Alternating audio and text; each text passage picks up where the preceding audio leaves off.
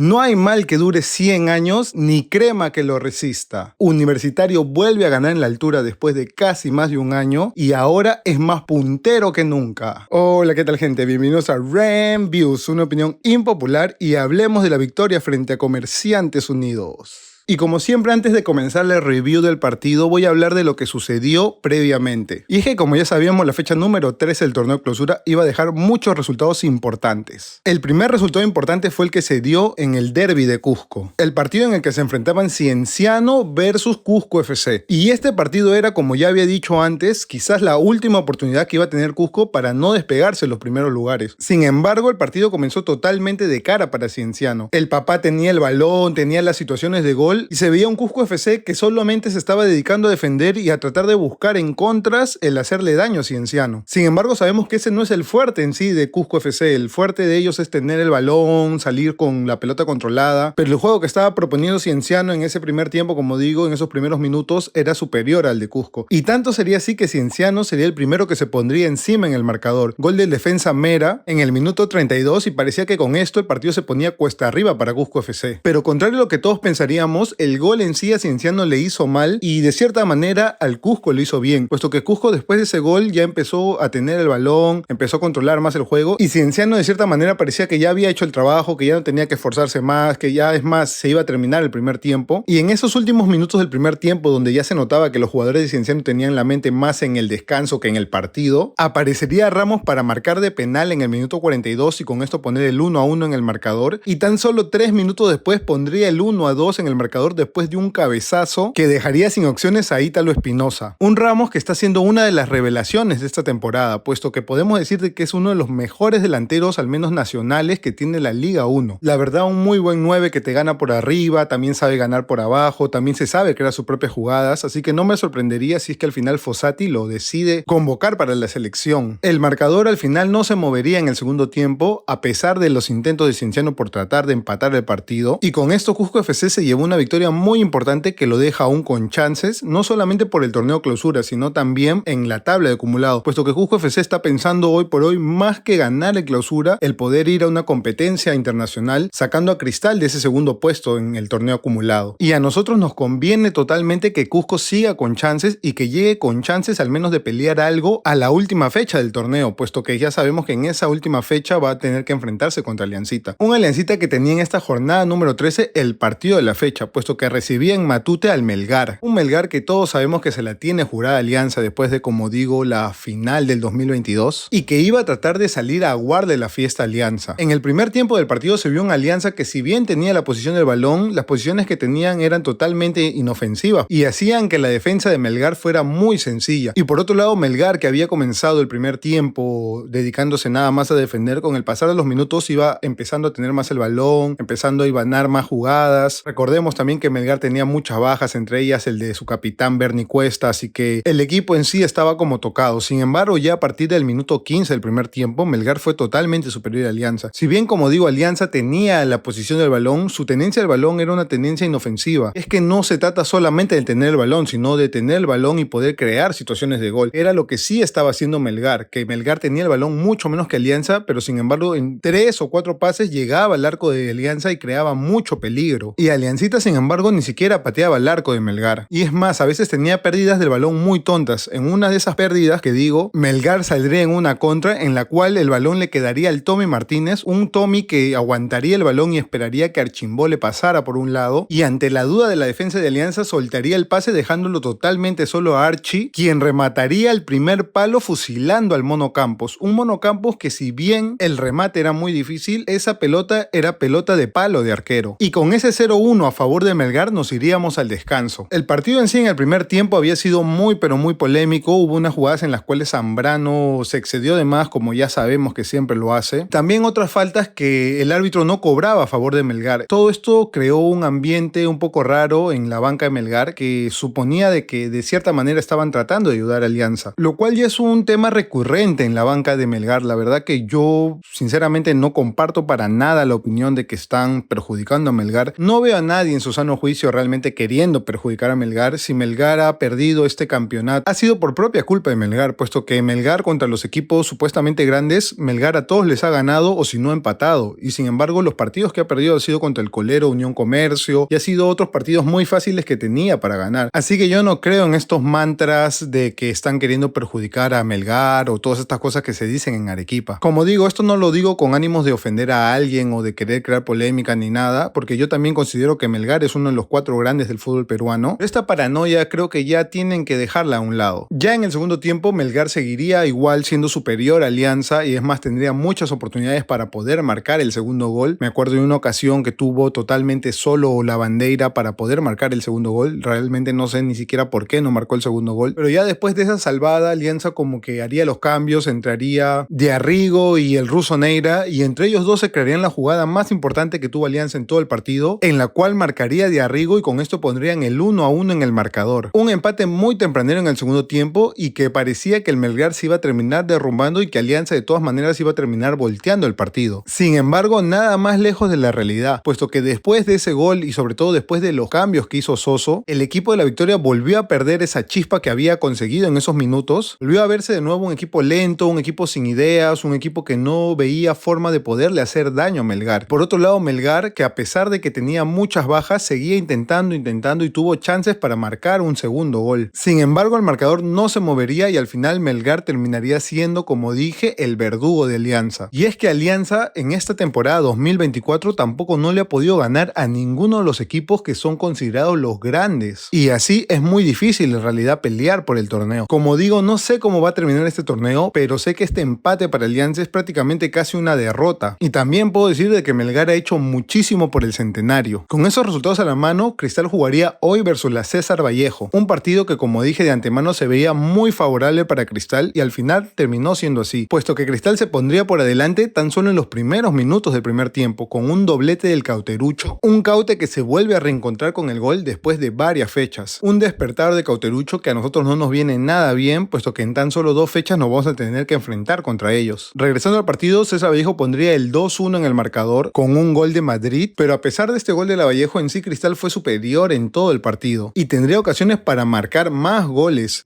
que los terminaría marcando eventualmente un gol del Santi González y otro de penal de Martín Tábara en los últimos minutos del primer tiempo. Con esta victoria, Cristal se acerca a Alianza en la tabla de clausura y mantiene su ventaja en la tabla del acumulado. Y por otro lado, esta derrota deja totalmente comprometida a la César Vallejo. Y es que parece que el próximo año no va a haber fútbol profesional en Trujillo. Ya con todos estos resultados, y discúlpenme si he hecho demasiado largo el video, pero es que era importante el darles todo lo que ha pasado en esta fecha, Universitario enfrentaría en Cajabamba a Comerciantes Unidos. Y la sorpresa en la alineación sería la inclusión de Murrugarra en el 11 titular. Un Murro que en esta temporada no ha tenido tantas oportunidades, pero sin embargo ha sido muy importante siempre que se lo ha necesitado. Tanto así de que siempre que Murro ha sido titular, la U siempre ha ganado. Y conociendo a Bustos, que es un técnico tan cabalero, no creo que la inclusión de Murrugarra haya sido coincidencia. La otra novedad del partido sería el hecho de que Jairo Concha no arrancaría de titular. En su puesto, quien iría sería Horacio Calcaterra, un Calcaterra que se ha ganado esta oportunidad totalmente. Y es que de todos los volantes que tenemos, puedo decir sin miedo de equivocarme que Calcaterra es uno de los que está en mejor nivel. Y también quiero recalcar el hecho de que el chileno Ureña estuvo en la banca, un Ureña que viene después de una lesión y que también me sorprendió el hecho de que Bustos no lo haya puesto totalmente de titular desde la primera vez, y supongo que es porque todavía no está al 100%, pero también a su vez me alegra el hecho de que Calcaterra siga contando como titular, puesto que, como digo, se lo ha ganado. Ahora sí, entrando con el partido comenzó con dos equipos que tenían la posición del balón alternada, pero ninguno de los dos se atrevía en sí a dar ese primer golpe o ese paso adelante. Sin embargo, el que terminó dando el paso adelante, como casi siempre, fue Universitario, que tuvo una jugada muy